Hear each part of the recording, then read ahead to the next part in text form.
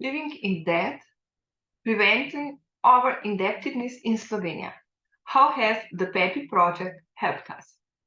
Good morning, everybody. Well, I'm Alenka Heber-Lavic from the Prelomi Institute in Ljubljana. I'll be briefly introducing you to the most recent developments in the field of debt advice to individuals and households in Slovenia, in particular focusing on the results we owe to the support of the PEPPI project. So, on June the 14th, we accepted the ecdn's offer to become the reference organization meant to spread information, promote,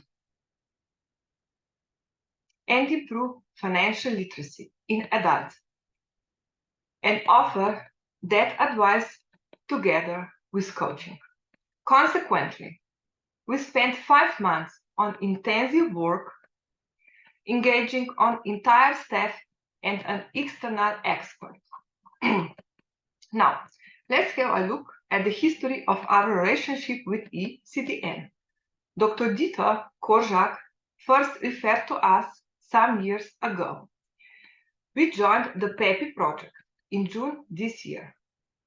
Basically, we agreed that our Institute for Family Therapy, Coaching and Education would conceptualize a new website and organize the first Slovenian conference on preventing over-indebtedness and living in debt. Now, to go on, how did we proceed? We started by collecting scientific and professional literature, good practices, case studies, relevant models. The collected literature was in the field of sociology, andragogy, economics, psychology, and what is more, it was in several languages. In Slovenian, German, Italian, and French. This is how we got a broader insight into the problematics. In addition, we participated in all ecdn webinars from June 2023 on. We wrote and translated the following analytical papers: the state of arts concerning debt advice in Slovenia.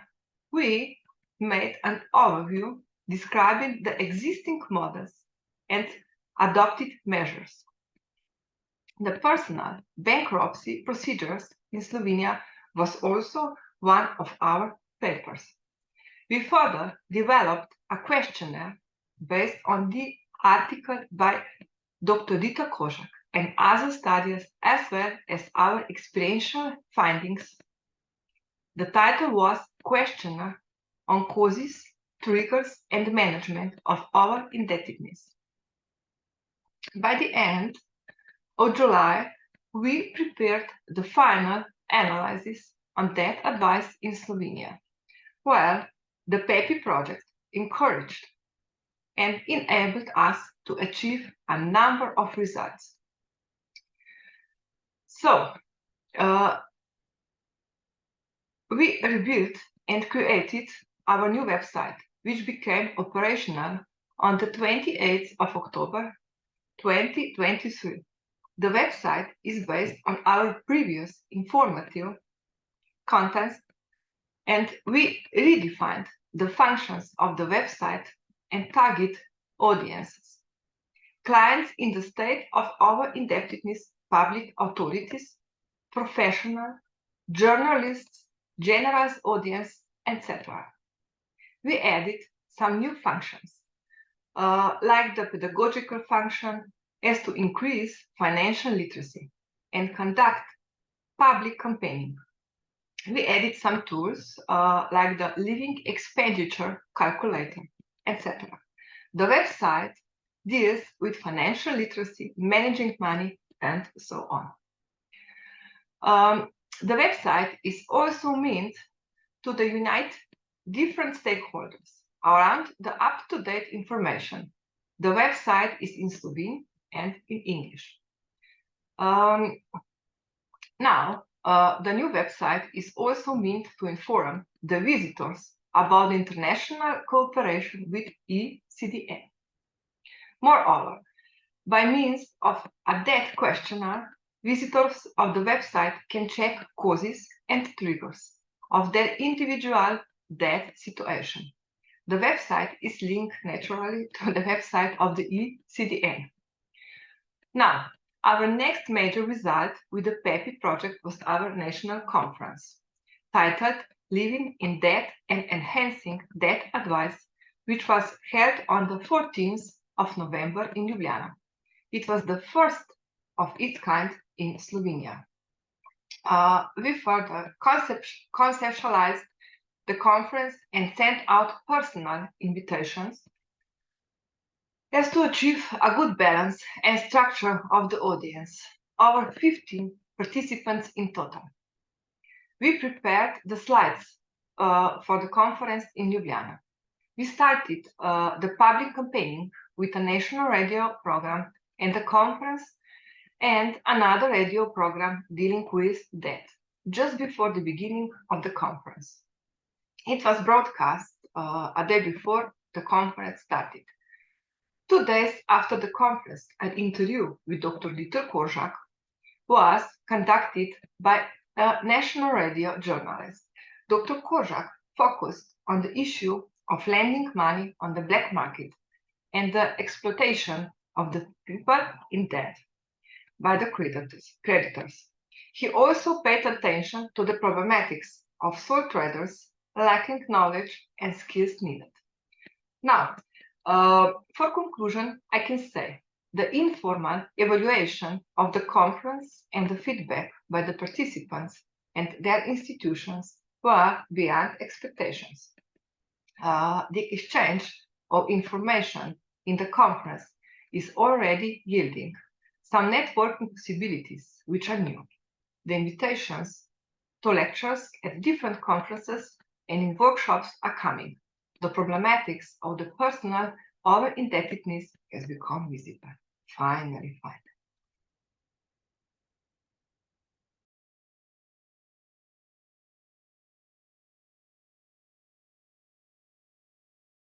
All of you from Bulgaria, sorry we could not attend to the meeting today, but wish you a successful meeting and a lot of very rich exchange of conversations. Just a wrap up on the situation in Bulgaria and to see what happened since the last meeting. So some elements of macroeconomic situation. So in terms of GDP, the growth is still, let's say, around 2-3%. Is not planned to increase so much in the next years to come. Average wage raised a bit, reaching almost €1,000 per month. In terms of consumer credit here, it has increased quite a lot in the last months. And more people are getting to consumer credits. The statistics still show a low level of NPL, which is quite surprising. And regarding the inflation, we had a peak at the beginning of the year of 16% that now reach around 8% and still decrease, but still having some measures like 50 essential goods not impacted by the inflation. So this type of measures are more and more, even here in Bulgaria, to limit the impact of the current crisis. So basically, this is the situation here at a macro level.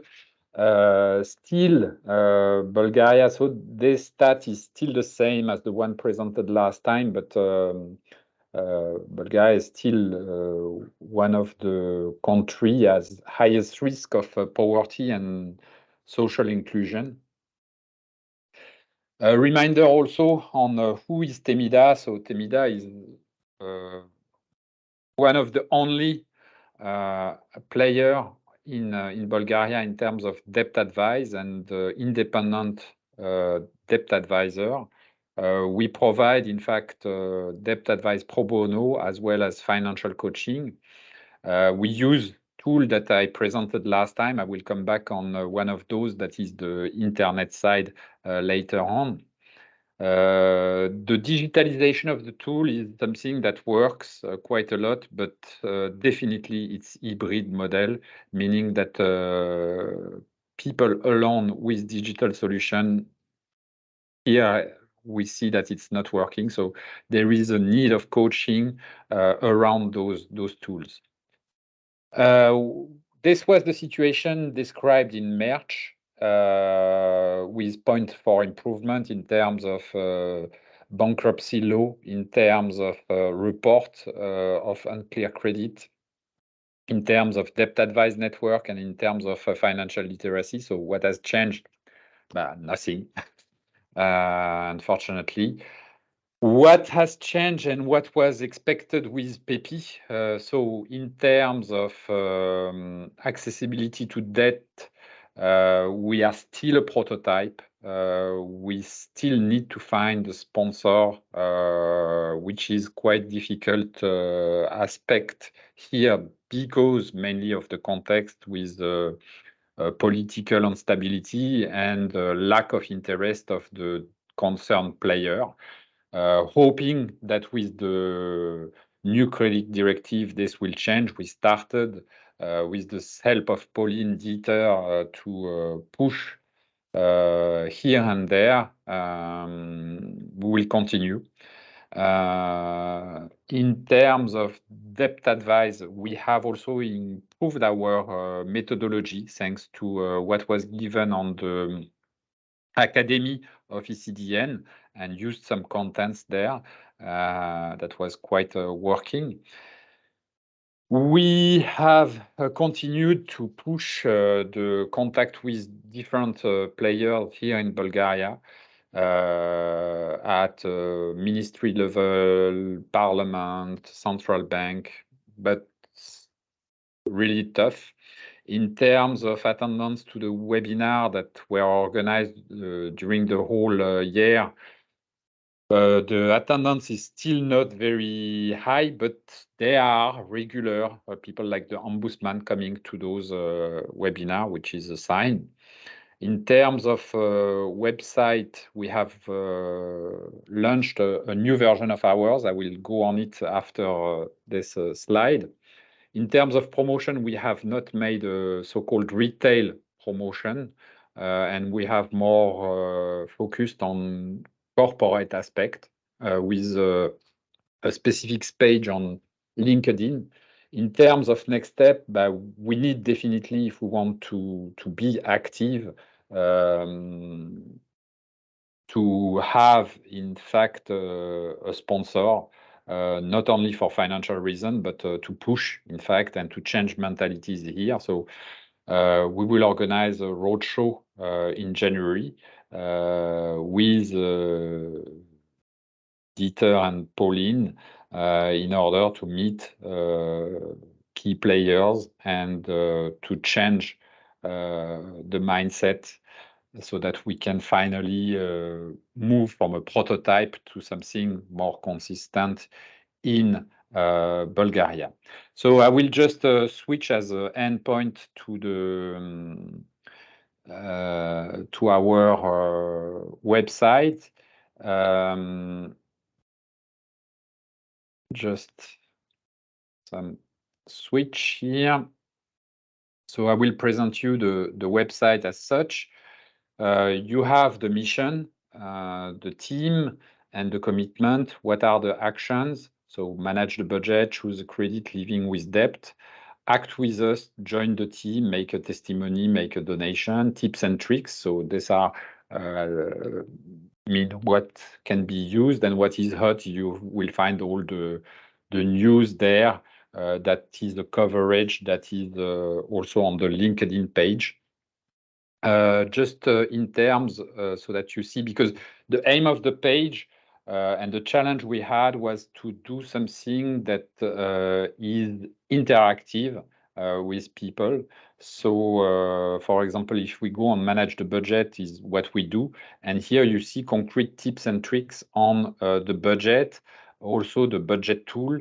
And at the end, in fact, you have some sections that are the tips and tricks that are, for example, interactive, a test on define your personality to money, calculate your monthly rest of living with the budget planner that you can also download on your phone as an app. And what I presented last time was the game where we made also a small movie in order to explain how it works in Bulgarian.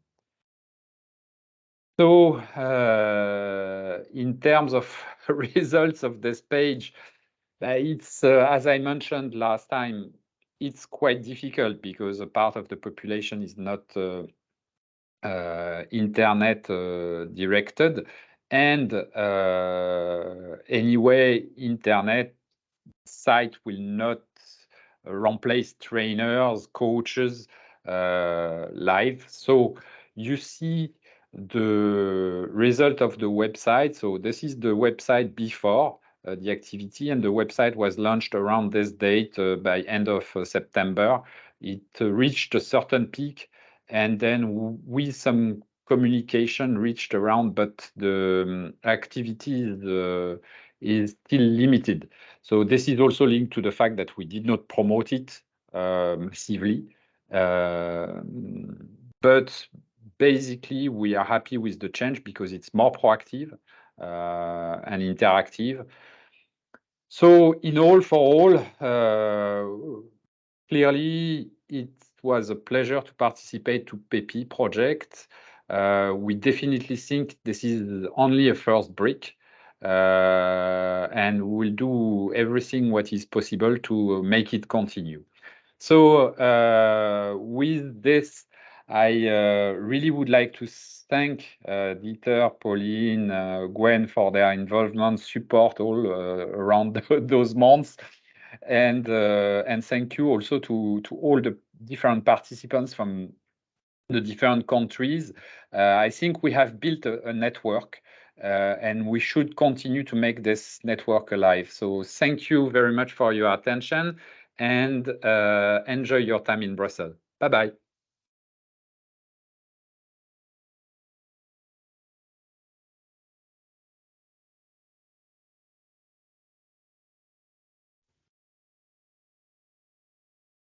Hi, I am Guntra Veiksna from Latvia. I'm a lawyer, and I would like to tell you about situation debt advice in Latvia. Next slide. Latvia is a very small country in the north of Europe and over the Baltic Sea, and there are just 1,884,000 thousands people in Latvia. We have the border with Estonia, Lithuania, and Russia and Belarus. Next, and in Latvia is a very big problem with the debt, and how you say, there are just not 2 million people in Latvia, but more than 693,000 of persons are in debt, and a very large part of these are in trouble when the prices are growing up. Next slide. And in Latvia, debt collection is just a bailiff job, and we can collecting debts even with the court decision, and after the court decision, the bailiff can take anything what people have, his money, his movable or immovable property. People are without anything at all. And the statistic is not very good for Latvia. More than 400,000 are in debt now. That means that they are without properties, without money. Next slide. And just a little about history. First time then we feel that we are in trouble, it was in 2009 when the prices of properties in Latvia fall more than 70%, and Latvian government decided to help banks, not the people. And to save banks, most of people lose more than 50% of incomes. And after that, more of them becomes insolvent. And these people are still in debt. There are more than 10 years is away, and they are still in debt because they cannot use the insolvency process because it's very expensive. And in Latvia, there are no limits for terms how long we can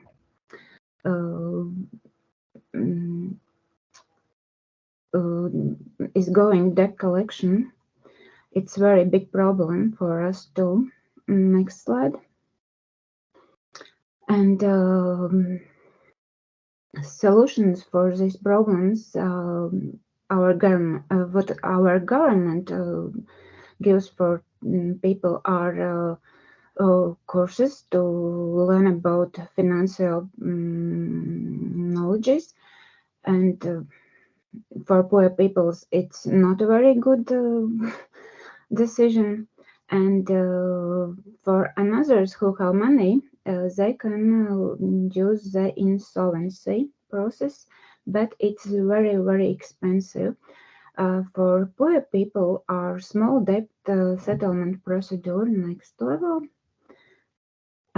It's a little about insolvency process. Is very, very expensive. How can you say? And if people are in debt and court bailiff taking all his money, no one can pay for his insolvency process.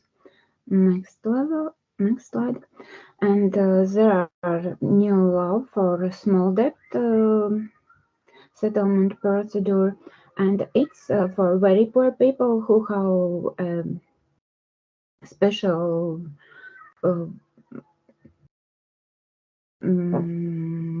segments that they are very, very poor, and it's just for not banks credits. And in Latvia, this procedure use just 14 people till now. Next slide.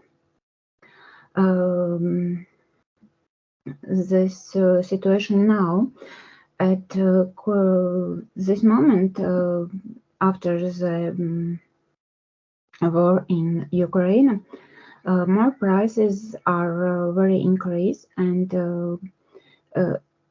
people are again in trouble because they cannot pay for the goods in shops, and they cannot pay for services, and they need to help from our country. But Latvian parliament don't think about people, they think how to help collectors and bank. And another thing that it could be very nice if they can take 10% of very, very poor people. Next slide. Solutions of this problem, as I say, the things that they can take 10% from each person who have money. So if you are pensioner and you have just pension 320 euros, so they can take the 32 euros from this money. On this moment, we have the minimal wage what they cannot take, but after this new law, so it will be very bad for all the poor people in Latvia. Next slide. About the PEPPI project. During this project, we have meetings with representatives of Ministry of Justice, Ministry of Economy, of Latvian Bank, and Consumer Rights Protection Center, and discuss about all these problems. And we feel that they can understand our problems. And we have very good discussion with the Center of the Protection of Consumer Rights, and a very good discussion for us was with Ministry of Economy. And we met the representatives of Latvian Bank and Ministry of Justice, and it was very surprised us that during the time when we talk about the problems, the Ministry of Justice work on the law how to take 10% of very poor people. Next slide. We think that possible solutions, of course, the website is very useful for people, but very important, people want to stay eyes-to-eyes with the consultant, and it would be nice if they can get consultation on place where they are living. And one more aspect that very important, that love protects these people who have a problem. Consultation without a love protection is not very useful. And in our situation, we think that very important could be Europe says that minimum what people must stay for living, and the time limited the time when bailiffs can take everything, will do debt collection. Next slide. Thank you for attention, and I think that we together can do our life better. Thank you.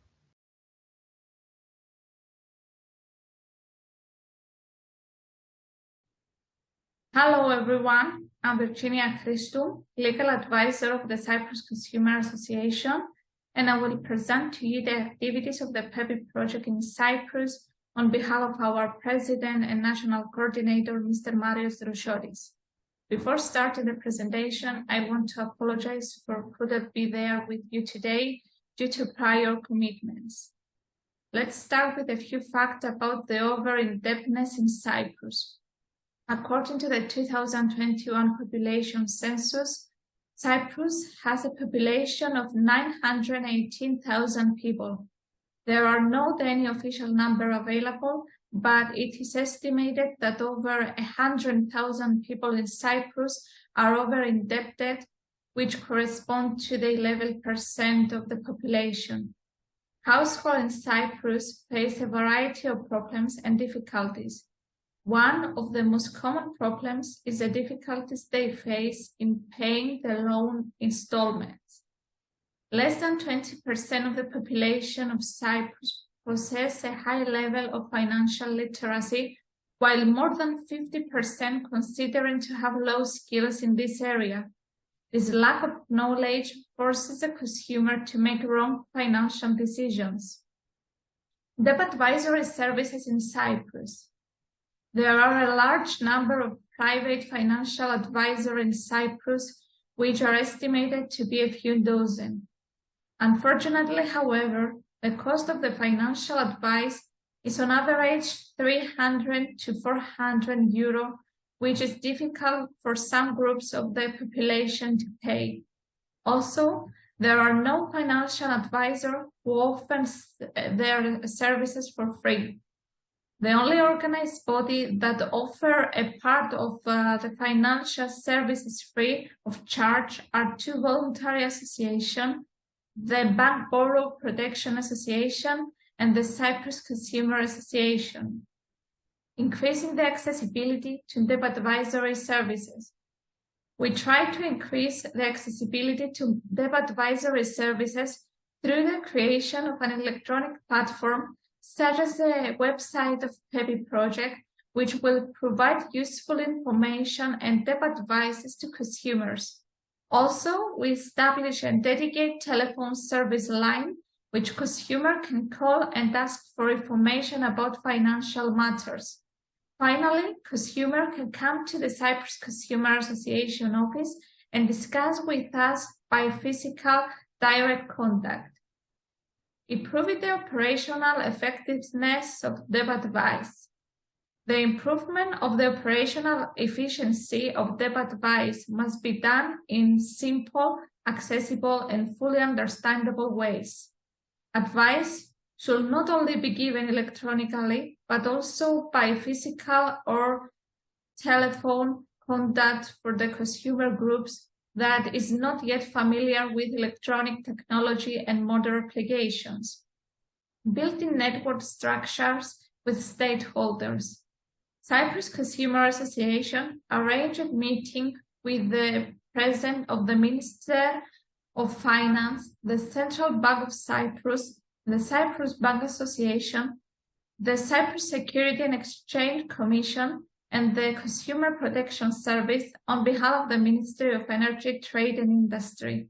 The bodies and groups chosen to participate in the national meetings belong to the public sector and to organizational groups who have as their objective to take in of measure to inform consumer about issues related to financial matters, as well as the reduction of the phenomenon of financial literacy.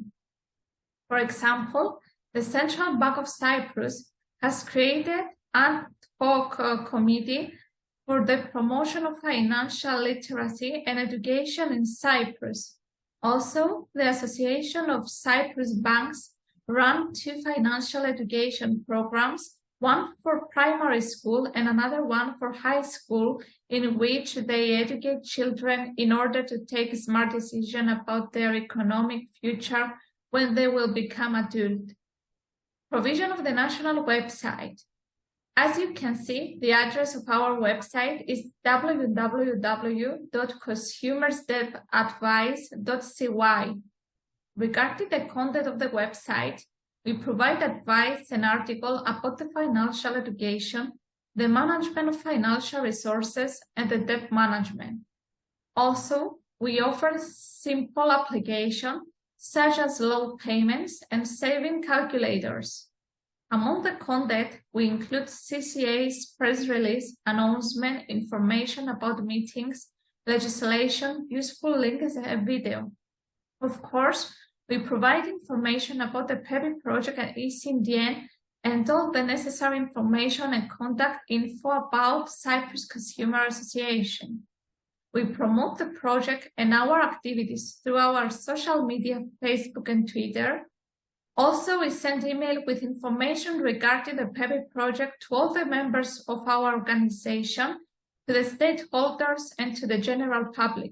We also issue press release and announcement which were sent to the media and to our members. As we receive many phone calls every day for consumer complaints, we are taking the opportunity and we inform them about the PEPPI project during our call. There are many barriers and challenges we have to overcome. The consumer unfamiliarity with the financial terms and the way they approach them due to different levels of perception, knowledge, and education is one of the barriers for the better provision of debt advice in Cyprus. Also, another important barrier is the high cost of education, because this type of education is based on private initiative. There is no any free education for debt advice, so you can be educated only through universities, private educational institutions, etc., in which you have to pay a significant amount. The organized consumer protection group can offer this training free of charge on a yearly basis, but unfortunately, they have not the financial resources needed to organize this type of trainings. Another challenge was to create a website which would be simple and understandable to everyone. Through a simple and understandable website, all the consumer groups, no matter their age, education, and status, will be able to visit it and get the advice that will interest them. Success for the Cyprus Consumer Association will be to offer the greatest possible information and advice on financial matters and to retain a long-term contact with the consumers. We want also to help in improving the financial literacy of Cypriot consumer in order to avoid financial problems to the future. Regarding the PEPPI website, we aim to keep it constantly updated and enrich with new materials. We will also try to make the website known to as many people as possible so that the number of its visitors increase steadily. Thank you very much for your attention.